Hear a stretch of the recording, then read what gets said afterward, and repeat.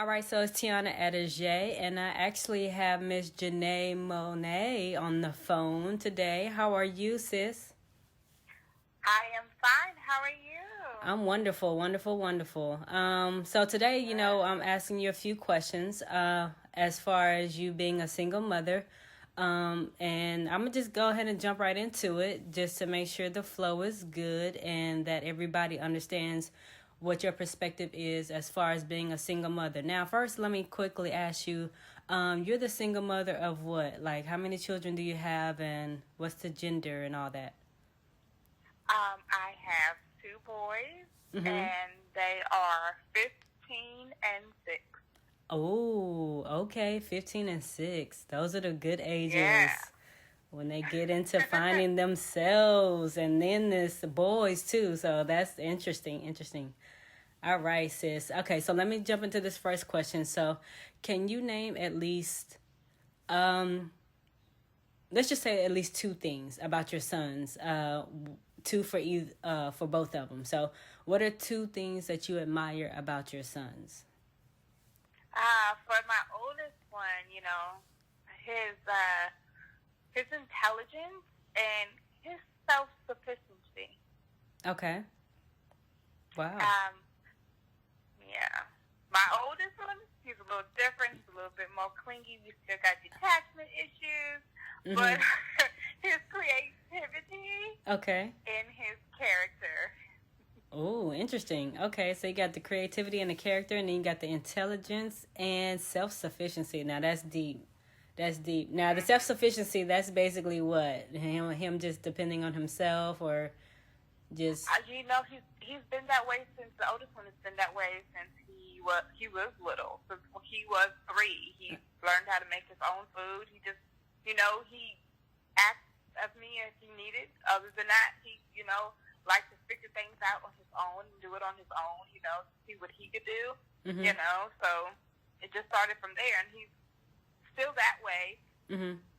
Sometimes having a sibling now, he wants me to do a little bit more because he's his brother getting a little bit more. So he tries to pull that. But most of the time, he's very self-sufficient.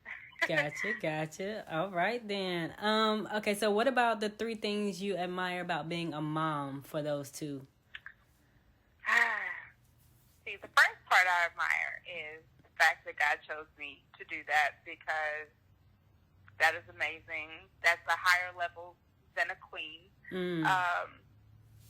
And it teaches me patience and love and that's and discipline. And, me having him, my oldest at 16, and then 25 with the second one, Mhm. I had to grow and adjust and still growing and adjusting. So learning a lot of love and a lot of patience and a lot of discipline in different areas, the different stages of life Mhm. is, it is. So having a 15-year-old, having patience and discipline with him, and then having a 6-year-old who's still under certain levels of, innocence is, yeah. Gotcha. Now, when you say, and it's a sidebar question, when you say the loving, is it finding out their ways of being loved? Because I know they're two different people or children, but yet you see one way of loving, but it's all the same. But yet one may need a certain extra touch than the other, or like what do you mean when you're talking about the love for males, Love sons? well, Elliot, he is not as clingy, not as needy. Mhm. So he'll just come in my room Mhm. and lay on my bed for like 5 minutes, Mhm. and then hug me and go away. Or he'll just, we'll have a conversation because he's a history buff. He likes those things. So those things, we'll talk about those things. So that can last us for a little bit. Mhm. But usually it's a hug to go away. Mhm. The youngest one, he's, like I said, he's still young. He's got detachment issues. He wants mommy for everything. So I'm still in the phase where I can't go to the bathroom by myself. I can't really sleep by myself. I can't really move by myself because he wants his mommy. And he needs he's really highly sensitive, so he needs a little bit more extra attention than the oldest one. So the oldest one thinks he's getting, sometimes he's getting special treatment, but really I had to explain to him that you have two different personalities. Yeah. Y'all have different needs, and I have to meet you at different needs and different ages all at the same time. Yeah. So spreading that love equally for all, even for yourself, because like you said, it just teaches you. And for myself, and not feeling guilty about it. I understand. Okay, so do you think single mothers your age today have a challenge being in a long-lasting relationship if they wanted to be in one? I say yes, only because we live in a society where it's trending to, if you go on YouTube and anything, to have these love gurus say that single mothers don't deserve a high-quality man because they have children, and because they see the children and society sees children as mistakes when you're a single mom, and they say that you are the type of woman that keeps on making mistakes, and, or the fact that being in me in my 30s, there's a trend of the leftover women, how to date being the leftover woman. I am not a leftover woman. Okay. So to see these trends go on, and to see this, how people think that we are not worthy enough, our worth is, not because we failed, because we had a child, so we were worthless and this and this and that, it's absolutely sickening, and it makes it hard to date. And the fact that these men now want women to do half of this, half of that, whatever, and take care of them and treat the child mediocre and expect it to be okay. That's the problem. Yeah. So like this, almost like a stereotype, or putting us in a box, or like living up to certain things that we're more than, and we're not really getting an opportunity to express it fully with what we desire, whether it be a relationship or even the relationships we have with our kids. So just finding that balance for I get it. Okay, so finding that balance. Gotcha. The baby mama stereotype with the baby daddy drama. See, and I had a conversation the other day with somebody about that. The titles, it's just the titles that can, break somebody's spirit at times. You just got to find the right things to say to people in order for them to really, get where you're coming from.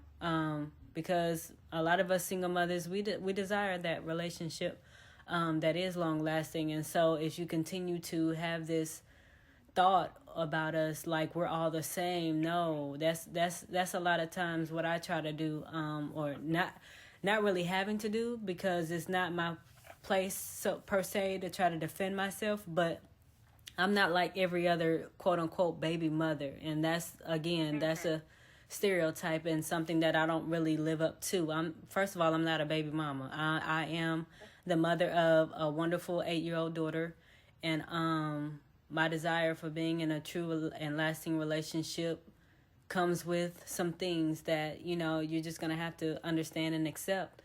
And the same way with me, with them, accepting it and accepting who they are and what they have to bring to the table, and not making it any more or less. So the whole degrading thing mentally is just unneeded in my area, because if you're going to, automatically think that I'm going to be like another baby mama or another single mother that you met, you haven't given yourself that opportunity to have that open mind to see what I can bring to the table as well in the relationship. So I fully understand what you're saying when it comes to that, like not having those titles and all that going with it. And only God knows my worth. You can't tell me my worth based on what you see, because that's tainted eyes. Exactly.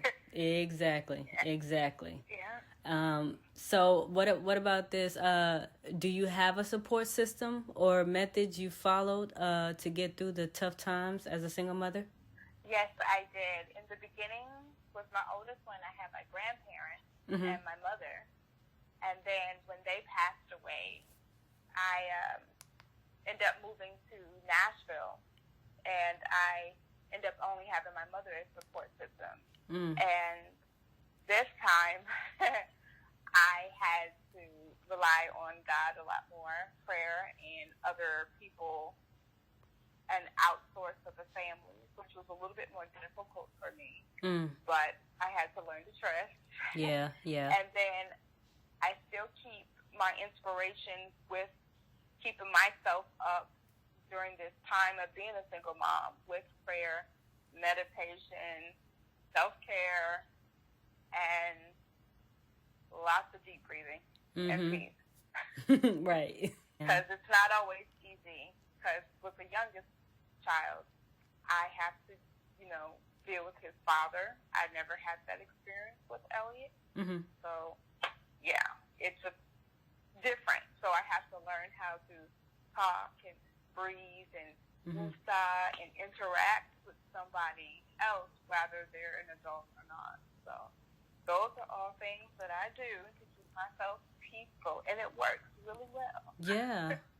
Finding what works for you. Sometimes, like I mentioned before, is that I at least need 5 minutes sometimes. And that 5 minutes helps me, whether it be with just on a day-to-day or even in the parenting realm. Just that 5 minutes can work a wonder for me, because it allows me to be still for a second, and it allows me to get my thoughts back on track and calm things down that may seem to be on a fast pace when I'm not ready for that fast pace moving and stuff yet. And then, of course, there's other things like writing and, just taking a ride or sitting somewhere at a peaceful scenery and stuff like that. Like, I like to go to the lake. I like to, just sit somewhere quietly. And to me, there's nothing wrong with that for me, because it allows me to get myself regrouped or whatever I need. And then there's also just the talking it out with people. I have my parents as well. And then I have friends who they may or may not even be single parents themselves, but yet just trustworthy people who can tell me about myself when I feel like I'm not myself. And so that's been mine. But as you said, just relying on family and trustworthy people and just doing what works for you is what's necessary for us, because we have a lot that we deal with. But we're making it through. We are making it through. And coffee. Hey, listen, I'm not a coffee drinker per se, but I am a mocha person. I love, yes, the mocha, it gives me life at times, yes. So with this last question, do you think single mothers should take advice or opinions on how to parent from others who are not single parents or have been in your situation before? Well, first of all, I believe that all mothers can teach other mothers things as far as creative activities, different foods to feed your children, different ways to implement things. Okay. But I do not, and I strongly say this, sorry to all the married ladies out here, if you're married and you're single and your boyfriend or your husband has been with you since day one, please don't come to me and tell me how to rear my child. You can tell me how to make a fun sandwich or how to make some Play-Doh or whatever else, but you can't tell me how to raise them. It's just not happening. Yeah.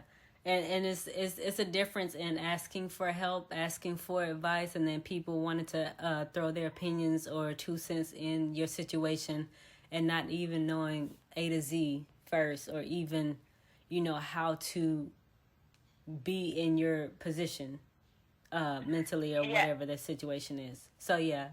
And I feel like far as women who have been single mothers, if you have been a single mother, this is just me, if you've been a single mother longer than 5 years, 5 years at the max, I'll listen to you. But honestly, if you've only been a single mother for a year or two, honey, I went over that already. Right. If you've been a single mother longer than 5 years, I can listen to you. Other than that, you still can't tell me nothing. Right. It's like being in a shallow end when you're still dealing with your child in the terrible twos and then trying to tell me how to raise a teen. No, we're not on the same level. Right. We are or not. the person that reads a lot of books. So, like, when you need to do this with your child and then they become adults, you know, a parent, and realize that their books really... Yeah. That's not a... Children are not one size fits all, and they do exactly whatever they want to do. Mm-hmm. You know, that's why they said in the scripture says, you know, foolishness is found in the heart of a child. Yeah. Yeah. It is. It is. It is. So with that being said, sis, do you have any other words you'd like to give or share anything? I just want to tell all the single mothers, be gentle on yourself, love yourself, breathe, relax, take that 5 minutes in the bathroom if you have to, whatever it is, hide in a closet for a minute, wherever you have to get your space and your time, and, you know, be excited about the little things that you get done, because those little things add up to big things. Mm-hmm. Because sometimes we look at what we don't have done versus what we do have done, and we start to think we're bad moms or this and that. No, just be calm, be cool, get what you need to get done. If the only thing you got done was this little bit of dishes, dinner cooked, and the kids are bathed and happy, that's all you got done. Mm-hmm. Just finish the rest later. Like, don't pressure yourself to be this perfect super mom. No perfect super mom. And I've met some perfect super moms, and they're very medicated women. So don't try to be like anybody else. Just be yourself. That's it. Man. Yes, ma'am. Yes, ma'am. Well, again, I do thank you, sis. That's Miss Jana'y Monet. And I appreciate you. Yes, ma'am. I appreciate you for answering. And you continue to take care of those wonderful boys, sis. And y'all have a great evening. You too. Thank you. All righty, love. Y'all take care. All right.